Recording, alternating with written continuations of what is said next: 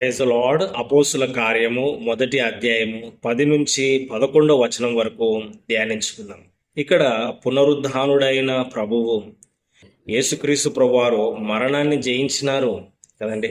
ఆయన సమాధిలో 3 దినాలు ఉన్నారు. సిలువలో మనందరి కోసం మరణించినారు.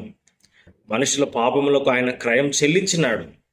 సమాధిలో 3 దినాలుండి ఆయన తిరిగి లేచినాడు, పునరుద్ధానుడై లేచినాడు.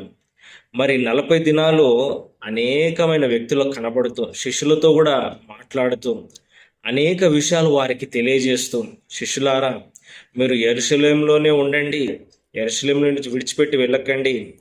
మరి నా వల్ల వినిన తండ్రి యొక్క వాగ్దానం కొరకు కనిపెట్టుకోండి. పరిశుద్ధాత్మ మీదికి వచ్చినప్పుడు మీరు శక్తిని పొందుకుంటారు. బౌదిగంతముల వరకు నాకు సాక్షులుగా ఉంటారని ప్రభు చెప్పిన ఆ మాటలన్నీ కూడా వాళ్ళు విన్నారు శిష్యులు. యేసు ప్రభు వారు ఇవన్నీ చెప్పి ఆయన పరలోకానికి ఆరోహణమై వెళ్ళిపోతా ఉన్నాడు. అందరూ చూస్తూ ఉన్నారండి కదండి. శిష్యులు చూస్తూ ఉన్నారు, ప్రజలు చూస్తూ ఉన్నారు. యేసుక్రీస్తు ప్రభువారు సజీవుడైన ప్రభు, ఏమండి, మరణాన్ని గెలిచిన ప్రభు వారి కన్నుల ఎదుట ఆయన సజీవునిగా పైకి వెళ్తా ఉన్నాడు. అప్పుడు శిష్యులు వీళ్ళందరూ కూడా జనాలందరూ చూస్తూ ఉన్నారు. ఆయన వెళ్ళుచుండగా వారు ఆకాశం వైపు తేరి చూస్తూ ఉన్నారు. ఇదిగో తెల్లని వస్త్రములు ధరించుకున్న 2 మనుషులు వీళ్ళకి కనబడుతూ ఉన్నారు. వాళ్ళు ఏమంటున్నారంటే, గలిలయ మనుషులారా, మీరెందుకు నిలిచి ఆకాశం వైపు చూచుచున్నారు? మీ యొద్ద నుండి పరలోకముకు చేర్చబడిన ఈ యేసుక్రీస్తే ఏ రీతిగా ఆయన పరలోకానికి వెళ్తున్నాడో అదే రీతిగా ఆయన తిరిగి వచ్చునని వారితో చెప్పినారు. దేవునికి స్తోత్రం, మహిమ కలుగును గాక.